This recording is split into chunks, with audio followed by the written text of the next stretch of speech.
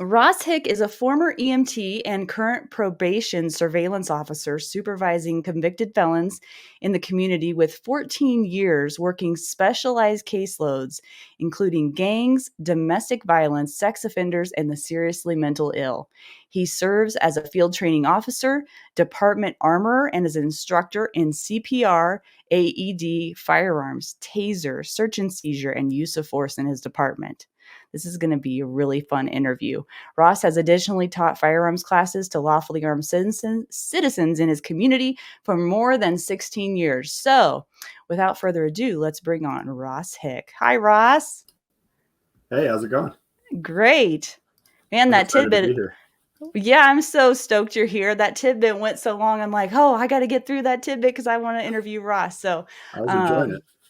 yeah, good. Well, I just want people to know that like we all go through stuff every day. We're all struggling with our own stuff every day. And to pretend like you're not to is just a lie. So I figured Absolutely. rather than just pretend, let's just address it and maybe somebody can learn something from it or I can inspire somebody, right? Yeah. So it's all right. So let's move on with you though. So let's see. Let's start with, if you don't mind, can you help people understand what it is that you do day to day? And Oh then boy. we're going to talk a little bit deep dive into the criminal mindset. But I want people to try to, get an idea of what it is that you do because wow, you've got some major experience. So I'll do my best. It's it's a little bit. So the easiest way to think about it, I work for the court, and Okay. in the southwestern U.S. And under a subset of the court for the state I work in is probation. In a lot of states, it'll be executive, so it'll be kind of paired with parole. In my state, they're separate. So I'm the judicial branch, which has some interesting impacts. I don't do new charges on people. Um, but what's interesting is because we're separate, we have to duplicate everything. So we do our own search and seizure, our own. I arrest people for court stuff, violations, things like that. Mhm. Um, and I did. I'm a surveillance officer, so it's in the title, right? I mostly Mhm. watch people, and I started as a field officer, kind of running around in the bushes, surveilling people and with unmarked cars and stuff. And then that's about half the job. And then the other half of the job's doing interviews, talking to people, showing up at their workplace, interviewing families, searching their house, them, things like that. Mhm. Pretty typical stuff. And I dove straight into the deep end because right off the bat, they stuck me on an IPS caseload, which was at first I did gangs and then I did, um, so they're all high level intensive probation surveillance or supervision. So it's the highest level. It's actually even more intense than like federal. It's the highest thing you can get and be out of custody. It's way worse than Wow. parole. Yeah. Um, anyways, so long story short, I see them about every 24 hours or more.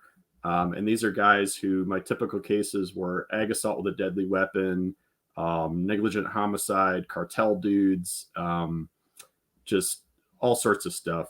Ag assault on a peace officer is a real common one. They'd stick them on my caseload, which is great.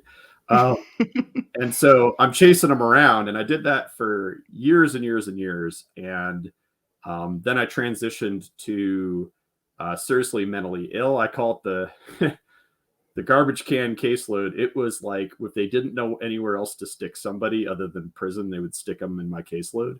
Mm. And so I had guys who were seeing and hearing things that weren't there, decomping off of meds, had already hurt or killed people, and were, you can imagine it was super exciting. Um, Wow.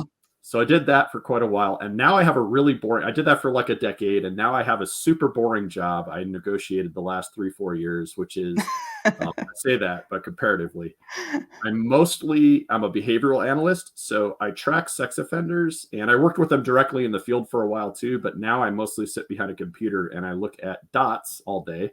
So I'm what's Yeah. called a regional monitoring analyst, which is a boring name for fancy Google Maps. And I watch sex offenders who are on ankle monitors, and I look at, I'm not kidding, 14,000 dots per day, data Wow. points that these guys generate. And I only have the worst of the worst. They're only the highest level guys. And looking at these dots, every dot they generate, I have to sit there and try to figure out what that means. How, you know, Wow. and all I have is GPS data. So all I have is how fast they were moving, where they were, what time, stuff like that, direction of travel. But it's interesting because you can get to a point where you can look at that, and if you know the caseload and you've worked in the field, Yeah. you know what alley has the bad stuff in it, and you Mm-hmm. know travel and weird sitting in parking lots for 5 minutes, weird stuff. And just to tell you an anecdote, I had a guy one day who left home, ran down the street, rolled around on the ground for about 20 minutes, and then stopped moving.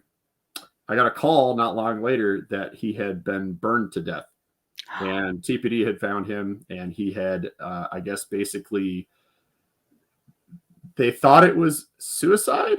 My first thought was, man, the cartel wanted that guy dead. Wow. But stuff like that, where it's, you can pick up on, you may not know exactly what's going on, but that's Mm-hmm. the thread you pull. And then the whole idea is once you pulled that thread and started to look, that's when you go out in the field and chase them around and stuff like that. Mm-hmm. So, So anyway, you've gotten lots of different angles on criminal behavior, is what you're saying. yeah, so that's what I do now. And then, of course, I work for CDR, for Citizens Defense Research, Mm-hmm. now in the last year. And I've been teaching on the side, doing concealed carry for students for in my community, like you said. Sorry, like you said, for many That years. scared me. Um, yeah, so behavioral analysis is literally what I do full time now.